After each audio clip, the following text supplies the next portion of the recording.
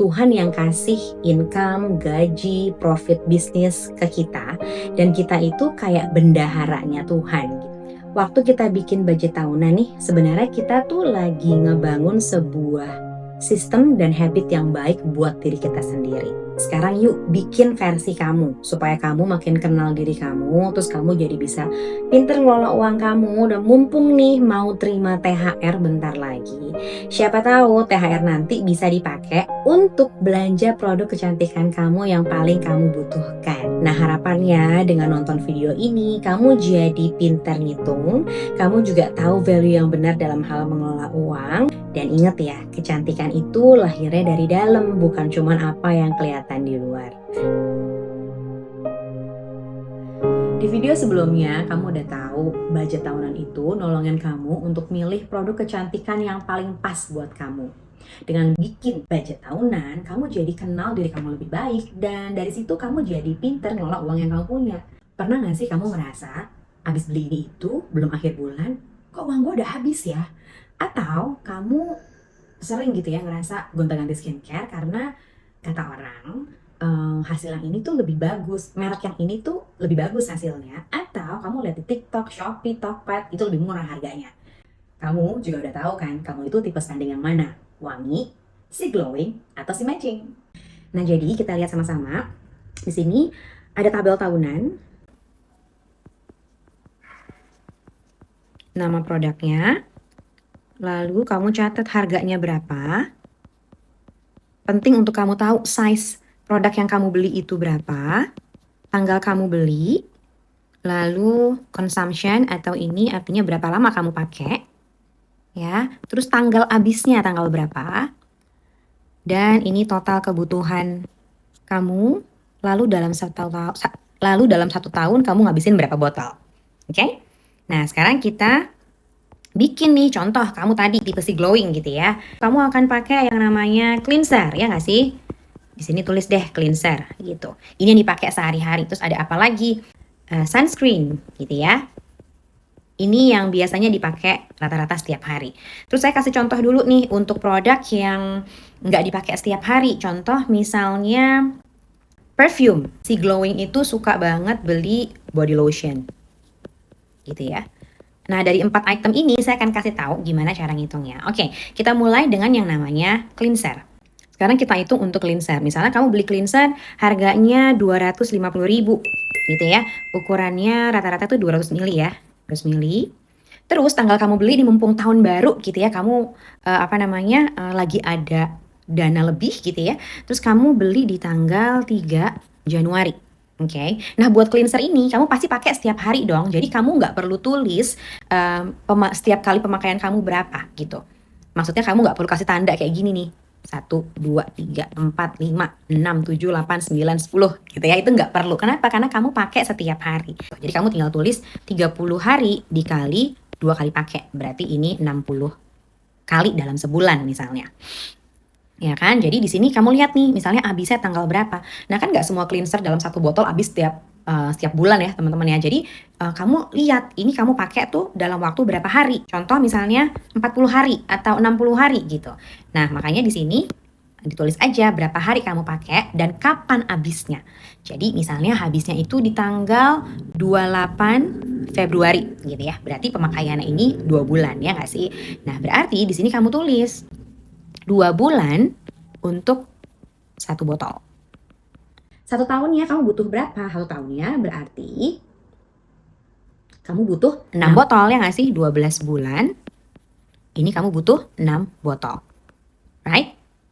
Artinya dalam setahun itu kamu butuh 6 botol dikali 250.000. Jadi kamu spend 1.500.000 rupiah. Dalam 1 tahun untuk sebuah cleanser kamu akan spend 1,5 juta rupiah. Ya, paham ya sampai di sini ya. Oke, lalu untuk sunscreen kamu beli yang 150.000. Nah ini cuma 30 ml gitu ya. Kamu beli juga sama nih barengan semuanya lagi habis. Jadi tanggal 3 Januari kamu beli. Nah sunscreen ini mungkin kamu nggak pakai setiap hari gitu. Kamu pakai cuman waktu kamu lagi keluar aja, ini entah kamu kerja di kantor atau kamu mungkin, working mom at home gitu ya, jadi kamu nggak selalu pakai sunscreen. Katakanlah kamu pakainya setiap kali kamu keluar aja, jadi setiap kali kamu keluar, setiap kali kamu pakai kamu tandain nih, satu gitu ya. Terus setiap kali pakai lagi, satu. Terus pakai lagi, pakai lagi, pakai lagi. Contoh misalnya kamu nih pakai terus gitu ya, sampai misalnya contoh sampai 20 kali gitu. Jadi kamu tulis di sini ada berapa, di sini ada 20 kali misalnya gitu ya. Habisnya kapan? Habisnya udah pasti tanggalnya ada. Nah, anggaplah berarti satu sunscreen kamu itu habisnya dalam waktu 1 bulan. 1 bulan, 1 botol. Berarti dalam 12 bulan, kamu butuh 12 botol. Ini gampang ya. Oke, nah lalu di sini berarti dalam 1 tahun kamu butuh berapa? 12 botol sunscreen ya, dikali 150.000. Ini adalah 1,8 juta rupiah. Oke, sekarang kita lanjut ke perfume ya. Perfume ini harganya misalnya di pasaran tuh 1 jutaan deh, 1,2 juta ya. Ukurannya itu kira-kira 100 ml.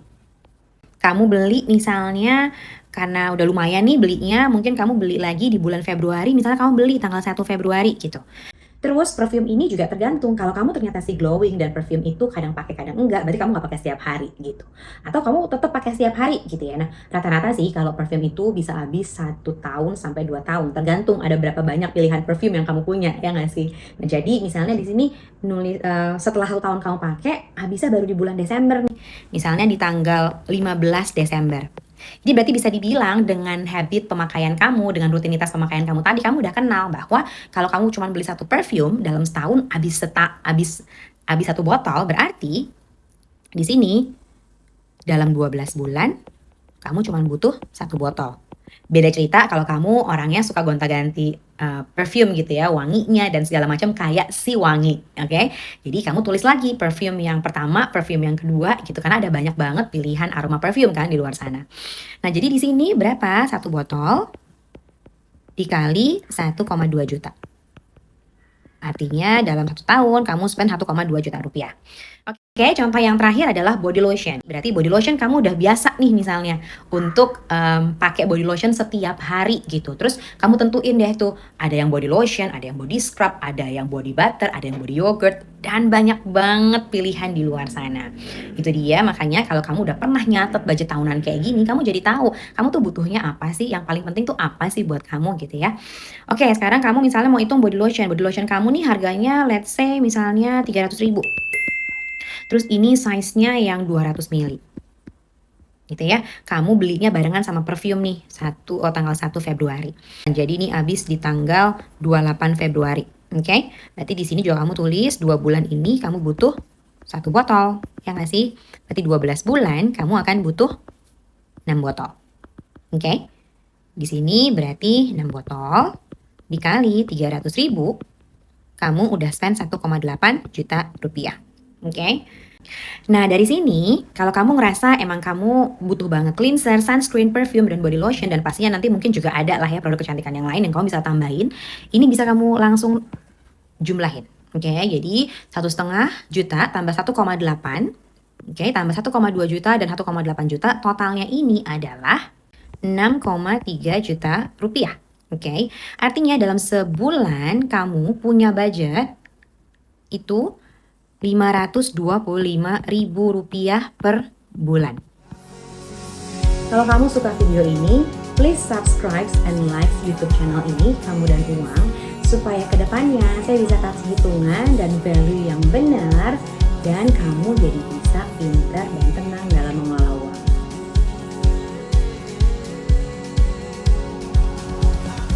Oke, sampai di sini dulu video kali ini. Pesan buat teman-teman semua, yuk segera dilakukan bikin budget tahunan supaya kedepannya kamu jadi makin pintar dalam mengelola uang kamu. Jangan sampai karena kita nggak pernah hitung, kita nggak pernah tahu gitu ya, yang ada kita jadi selalu merasa kurang. Dengan berapapun uang yang ada pada kita belajar jadi pengelola yang baik.